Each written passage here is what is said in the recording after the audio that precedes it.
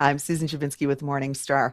Every Monday morning, I sit down with Morningstar Research Services Chief U.S. Market Strategist Dave Sekera to discuss one thing that's on his radar this week, one new piece of Morningstar research, and a few stock picks or pans for the week ahead. So, Happy New Year, Dave. Let's talk about what's on your radar this week. We have the December Consumer Price Index and the Producer Price Index numbers coming out. What's the market expecting? Hey, good morning, Susan, and Happy New Year to you and all of our viewers as well. So, the consensus forecast is for a slight uptick in the headline CPI number, both on a month over month and a year over year basis. So, on that year over year basis, CPI is projected to increase by 0.1% to 3.2%. But more importantly, though, consensus is projecting that core CPI to downtick slightly. And of course, core excludes some of the more volatile sectors such as like food and energy. And the core is the one that the Fed is going to watch, more closely. So that core CPI forecast on a year over year basis is expected to decline to 3.8% from 4%. Now, as far as PPI goes, taking a look here, both the headline and the core, it looks like are expected to tick up, very slightly. The headline by 0.1% and the core by 0.2%, but not enough to be a concern in my mind at this point. So, what impact could these numbers have on the market this week? Yeah, it just depends. So, I mean, if they come in line, I don't think it's going to have, any kind of meaningful impact or any kind of reaction, whatsoever. Now, if they do come out higher, depending on how much higher they come out, we could see some sort of slight sell-off, that could just raise concerns, that the Fed, may not, be able to start, lowering the Fed funds rate, in the next couple months, which is, what our current expectations are. And if it does go lower, we might see a little bit of a rally that would take, some of the inflationary pressure off of the Fed. And we also have banks reporting earnings Mhm. this week, specifically JP Morgan, Bank of America, Citi, and Wells Fargo. So, in general, what does Morningstar think of banks today heading into earnings season?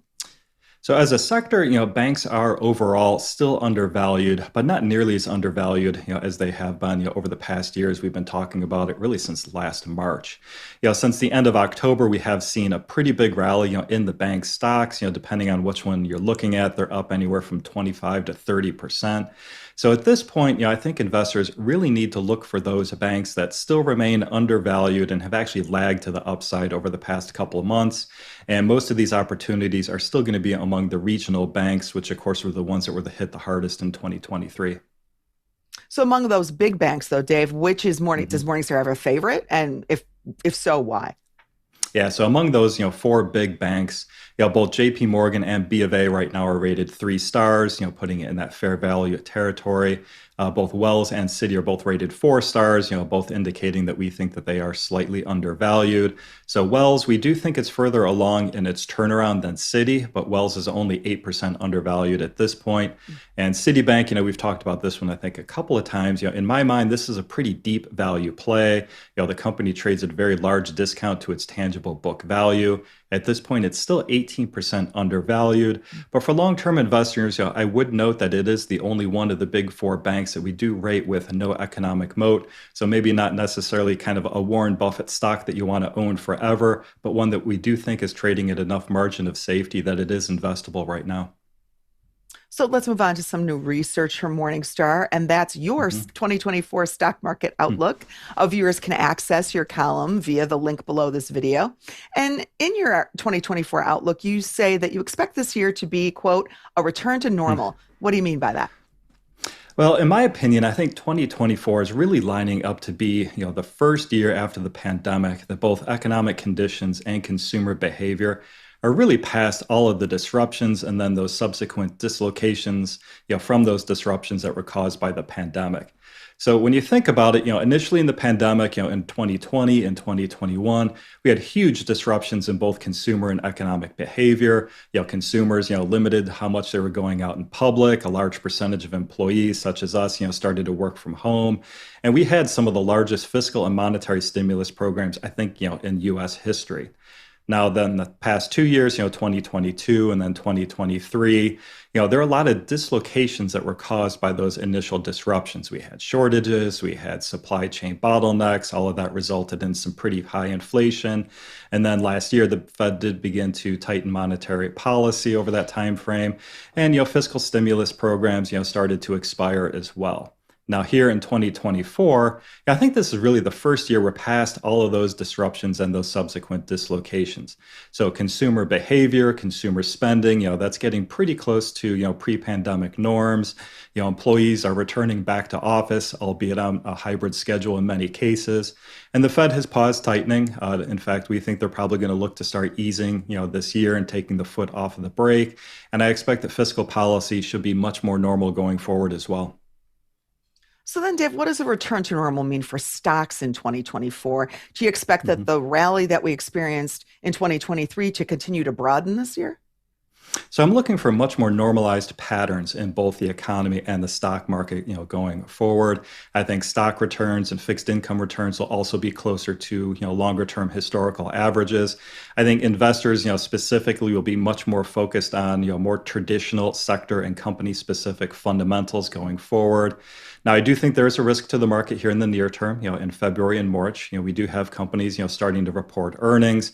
And I think earnings for the fourth quarter are going to be okay. My concern here is I think a lot of management teams, may look to use that as an opportunity to lower the bar, for the market, probably provide, some conservative guidance for 2024. I think a lot of people are of the same opinion of us that while we're not expecting a recession, we do think that the rate of economic growth, will slow for the next 3 quarters. But looking farther forward, we do expect that market returns, will be much more broadly spread out across the market in 2024, than what we saw in 2023, where a lot of the returns, were very concentrated. So let's get a little bit into valuations. How do stocks overall look today? Undervalued or overvalued? Actually, neither. So the market right now is trading, really close to our fair value. And I actually want to take this as an opportunity, maybe for viewers that haven't watched us in the past, to give them an explanation of how we think about, market valuation. So we actually use what I would consider to be a very bottoms-up analysis. We take a composite of the valuations as determined by our equity analysts on over 700 stocks that trade on U.S. exchanges. Now, a lot of other strategists use much more of a top-down approach. They typically will forecast, S&P 500 earnings, a year forward, and they use some sort of model or algorithm. Honestly, I don't know how they actually really do it. They then slap some sort of, forward multiple on top of that. And to me, it always seems it's much more of an exercise in goal seeking, than valuation. And I think what our approach has done is really helped us keep a long-term, consistent focus on value. And it's really helped us, in the past identify instances where we think, the market has either, one, traded too far up to the upside, and other instances where the market, had traded, too far to the downside. So let's look at stocks through the lens of market cap. Now, small cap Mhm. stocks look far more undervalued than mid and large Mhm. cap stocks last year. Is that still the case in 2024?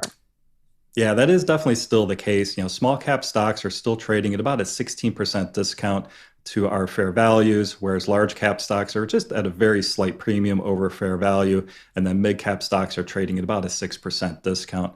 So in my opinion, I think actually small caps are positioned, pretty well this year. I think that in a more normalized world going forward, more normalized than what we've seen over the past, 4 years, I think that will give them the opportunity to perform pretty well and see that valuation gap close. So now what about value versus growth versus core stocks, Dave? How do valuations break down there? So value stocks, they certainly lagged behind the market last year. They're still trading at about a 10% discount to our fair values. Growth stocks are essentially at fair value right now, and then core stocks trading at about a 4% premium to our fair value. So if you remember, at the beginning of 2023, we had actually advocated for a barbell-shaped portfolio at that point in time. We were recommending investors to overweight both value and growth and then underweight core. But now that growth has soared, so much in 2023, has gotten back up to, our fair values. I think now is a good time to be market weight growth, but I would still remain overweight value, and I'd underweight core in order to be able to be that overweight in the value category. And then finally, let's parse the market by sector. First, let's talk about Mhm. technology stocks, which did very well in Mhm. 2023. How do valuations look there today? Yeah, I mean, tech, interestingly, started 2023 is actually one of the most undervalued sectors. It's skyrocketed. The Morningstar Technology Index is up 59% for 2023. Now, at this point, we think it's actually gone, too far to the upside. It's now trading at a 9% premium to our fair value.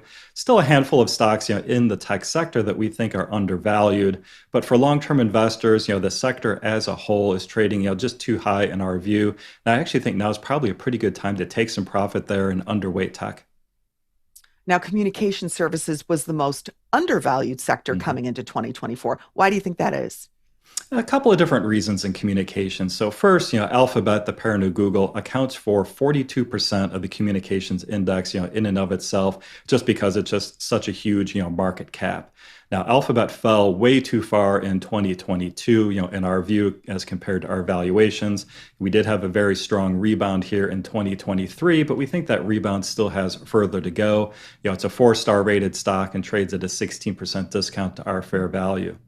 Now, secondly, I think the market is still just overly pessimistic on the long-term outlook for more of the traditional communications and media names. So, for example, we've talked about AT&T and Verizon, numerous different times. Those are both four-star rated stocks, still traded 26% discount to our fair value. And we do expect that going forward, that industry will probably start to act more like an oligopoly, and we'll see margins, improve there over the next couple of years. Another one I'd highlight is going to be Comcast. That's a four-star rated stock, trades at a 28% discount. We think the market's just overestimating the amount of deterioration in its traditional, TDV business, and probably underestimating the growth in more new broadband customer gains. Overall, based on valuations, I would still remain, overweight communications. The sector overall trades at about 11% discount to our fair values. So then what other sectors stand out to you as particularly appealing from a valuation perspective right now? So the over sectors that I would look to probably overweight now are going to be real estate and energy. Both of those are trading at an 8% discount to fair value, as well as basic material and utilities. And both of those are trading at a 7% discount. So the quick takeaway on each sector, in real estate, still a lot of concerns about office space and the valuations there. But what happened is, that really just pulled down the entire sector. We saw, commercial real estate just across the board, get pulled down. So I think a lot of those have fallen, too much to the downside. Plus, I think in 2024, real estate should benefit from a tailwind, as we expect interest rates to decline. In basic materials, I think, yes, the economy is slowing here for the next couple of quarters, but I think there's just too much pessimism, for the long-term outlook there. So we see a number of different opportunities. Energy, that was actually the most overvalued sector a year ago, but it's one of only two sectors that fell last year, starting to see a lot more interesting opportunities, in energy. And then utilities was the other of the two sectors that fell last year. We think that sold off, too much, especially last fall when interest rates were rising. And now with interest rates, expected to continue to keep coming down, that's going to be a tailwind. And we just still see, very strong fundamentals for the utility sector overall. So given your market outlook, Dave, how should investors be thinking about their portfolios in these early days of 2024? So I think overall, your portfolio allocations right now, kind of based on your long-term targeted weightings, should be right at those targets. In fact, personally, I wouldn't either overweight or underweight, either equity or fixed income. So I think it's really much more positioning within equity and positioning, within fixed income. So within equity, I'd be overweight value, overweight small caps. And then by sector, we'd be overweight, exactly, the same that we just talked about: communications, basic materials, real estate, and utilities.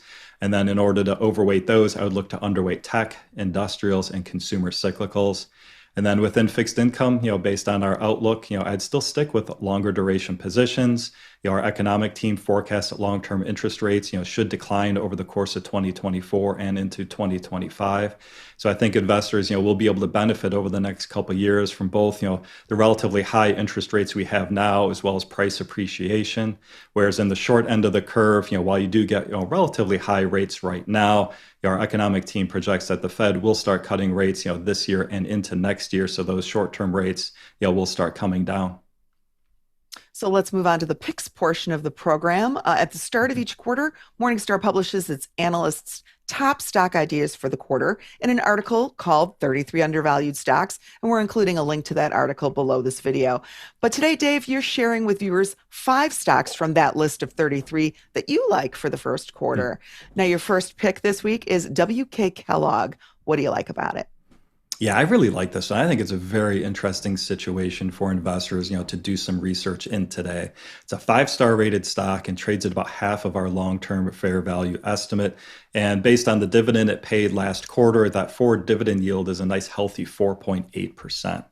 So the story here is last year, Kellogg split up into two different businesses. So it split up into Kellanova, which is ticker K, and that's the higher growth, higher margin snacks business of the old Kellogg. And then we have WK Kellogg, which is ticker KLG, and that's the slower growth, lower margin cereal business. Now, the technicals here have really worked against this stock since the split. And I think WK is really kind of orphaned at this point. It doesn't really have any sponsorship behind it. I don't think, small cap investors really know this name yet. And the market cap is only 1.1 billion. So I think that falls under the radar of most institutional money managers. And in fact, I think a lot of the institutional money managers that owned Kellogg pre-split probably dumped WK stock, after that split. Plus, there's also just a lot of negative market sentiment overall regarding the breakfast cereal business in and of itself. A lot of people are really looking at it as being just that mature, no growth category. And again, we're not looking for like any real, huge growth opportunity here, but looking forward, we do think that, margins will improve. The company is going to be making a lot of supply chain enhancements that should drive some operational efficiencies. And I think that now on its own, the company will have the ability to better reinvest into product innovation and marketing. So all of that put together, I think, is an interesting situation for investors today. Now, your second pick this week is a play on a theme that we've talked about on the show Mhm. before, and that's med tech. The stock is Zimmer Biomet. Yeah, stock's a five-star rated stock, trades at about a 30% discount. And it is a company that we do rate with a wide economic moat, meaning we do think they do have, some long-term, durable competitive advantages. And the company itself is the leader in providing devices for joint reconstruction. And for long-term investors, yeah, I guess, fortunately or unfortunately, depending on how you look at it, there are very favorable demographics there. We do have the aging, baby boomer population, which of course, as you get older, we'll see more, joint replacements there.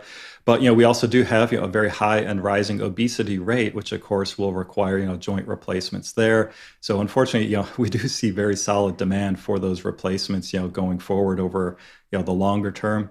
And I think that demand is also going to be, enough to offset, some of the near-term pricing pressure that we've seen on that company. So overall, for longer-term investors, I think this is a very good opportunity. Now, as you pointed out earlier in the show, Morningstar expects interest rates to fall in the coming year, and that should be Mhm. good news for interest rate sensitive stocks such as REITs. So, your next pick is a REIT. It's a Federal Realty Investment Trust. Tell us about it. Yeah, so it's currently rated 4 stars, trades at a healthy 28% discount to our fair value, and it looks like its forward dividend yield right now is about 4.3%. Now, like most real estate plays, this is a company we rate with no economic moat, but it's a shopping center focused REIT. It does have some other mixed use assets as well, but it owns high quality properties in 8 of the largest metropolitan areas. And the performance of the company has actually been, pretty healthy as of late. I know our equity analyst team has noted the occupancy in their portfolio has stabilized here at 94%, which is a pretty good level right now. And I think the company's been reporting us some pretty strong price increases when they've been releasing space. So I do think this is a good one for investors to take a look at today. Now, your next stock pick this week is from another interest rate sensitive area of the market, and that's Mhm. utilities. The pick is WEC Energy. We've talked a little bit about other utility stocks on the show during the past few months. What's the story on WEC? Yeah, like many in the utility sector, it just, in our view, just got pulled down, too far, too fast as that entire sector was selling off when interest rates were rising. The stock is a 4-star rated stock, trades at about a 10% discount to our fair value, pays about a 3.9% forward dividend yield right now. And really, I mean, the story here, according to our equity analyst team, they think it combines really, best in class management with above average growth opportunities. And it's also a utility that they believe is in a very constructive regulatory environment. And then your final stock pick this week is Newmont, which is the world's largest gold miner. Why is this Mhm. stock an attractive idea for 2024? Yeah, I think this one's a combination of having, both good valuation today, but also, some upside leverage. So it's a four-star rated stock, trades at a 24% discount to our fair value, about a 4% dividend yield. Now, when I take a look at our model here and look at, our underlying assumptions, we currently forecast gold will average $1,865, per ounce through 2025, and then continue to decline, averaging, $1,740 an ounce through 2027. So it looks like gold's actually getting hammered pretty hard this morning, but it's still over $2,000 an ounce. And the stock, trades at a large margin of safety. That 24% discount is giving you a pretty good cushion there. But I think it also provides, some good upside leverage. So if gold were to stay, as high as it is right now or rise even further, I think that's going to give, a good tailwind to that stock into this year and next. Well, thanks for your time this morning, Dave. Viewers interested in researching any of the stocks that Dave talked about today can visit Morningstar.com for more analysis. Now, Dave and I will be off next Monday observing Martin Luther King Jr. Day, but we'll be back on Monday, January 22nd, live at 9 a.m. Eastern, 8 a.m. Central. In the meantime, please like this video and subscribe to Morningstar's channel. Have a great week.